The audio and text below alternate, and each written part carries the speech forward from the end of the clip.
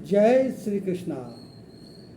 ब्रह्मा मुरारी त्रिपुरंतकारी भानु शशि भूमसूतो बुधो गुरु शुक्र शनि राहु केतु सर्वे ग्रह शांतिकारं भवन्तु। सर्वे ग्रह शांतिकारं भवन्तु। हरे कृष्णा। जैसे मैंने कहा था, आज आपको राशि का जो वर्षफल बताऊंगा मैं।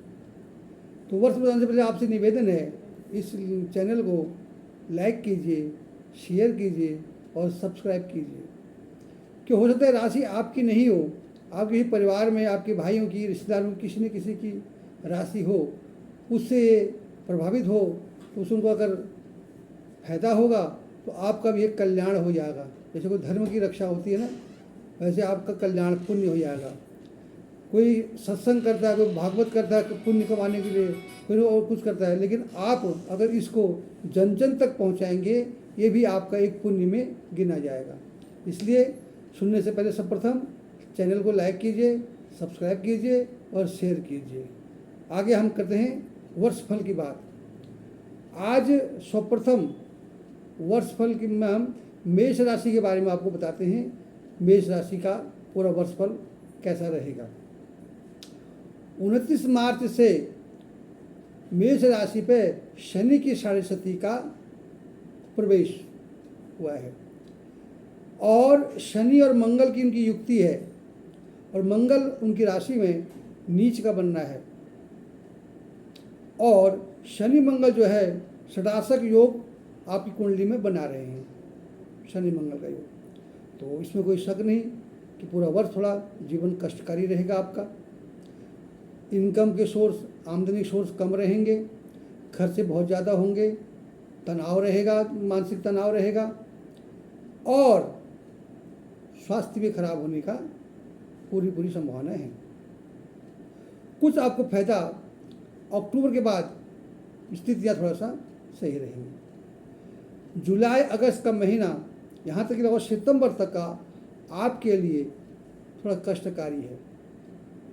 थोड़ा वाणी में संयम रखिए, क्रोध मत करना, क्योंकि आपका जो मंगल नीच का है, आपको क्रोध आ जाएगा, आप एकदम उत्तेजित हो जाएंगे किसी काम को करने के लिए।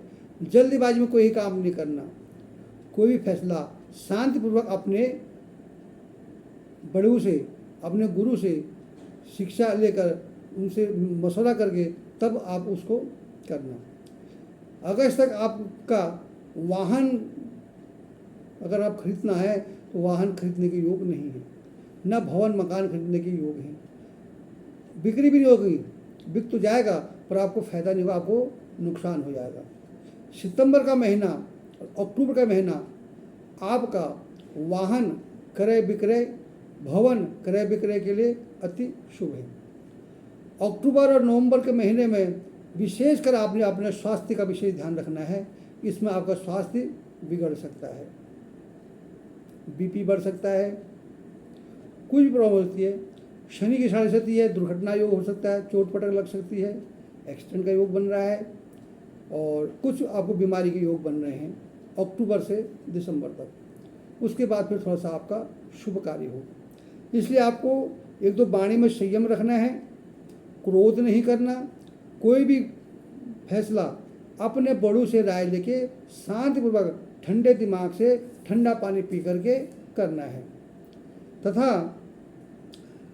दिसंबर के बाद कुछ आपके स्वास्थ्य में सुधार होगा, इनकम में सुधार होगा और धन की कुछ प्राप्ति होगी। अभी तो आपका जो धन है इस टाइम सिर्फ आपके खाने लायक, रोजी रोटी लायक, खाने लायक, रोज़मर्रा की चीज़ों के लायक इनकम हो रही है। बाकी आपका जो है नुकसान और इनकम सोर्सेज बिल्कुल मंगल भगवान ने बंद कर रखे हैं। ये पूरा आपका भविष्य है साल भर के लिए। दिसंबर के बाद कुछ आपके जीवन में अच्छी चीज़ें होंगी।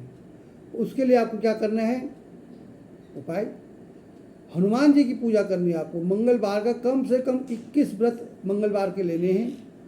हनुमान जी को चोला चढ़ाना है, हनुमान जी को पीला सिंदूर, चमेली का तेल, पीला लड्डू भगवान को अर्पण करने हैं, चाहे महिला हो या पुरुष हो। और मंगलवार के कम से कम 21 व्रत लेने हैं। हनुमान जी के चरणों का तिलक लगा के मस्तक पर तिलक लगाना है और हर मंगलवार उनसे कामना करनी है कि प्रभु मेरे इन ग्रहों से रक्षा कीजिए, मैं आपका शरण हूँ, आप मेरे स्वामी हो और मुझ पर दया कीजिए। जितनी हनुमान जी की पूजा करेंगे और समय लगता है अगर आपको, तो हनुमान जी को सुंदर कांड का पाठ सुनाइए कि भगवान हनुमान जी ऐसे हैं देवता जो अपनी प्रशंसा नहीं सुनते, उनको राम की चर्चा, राम के भजन बहुत प्रिय लगते हैं। तो हनुमान जी को अगर आप सुंदर कांड का पाठ सुनाएंगे तो आपसे हनुमान जी रक्षा करेंगे, दुर्घटना से बचाएंगे।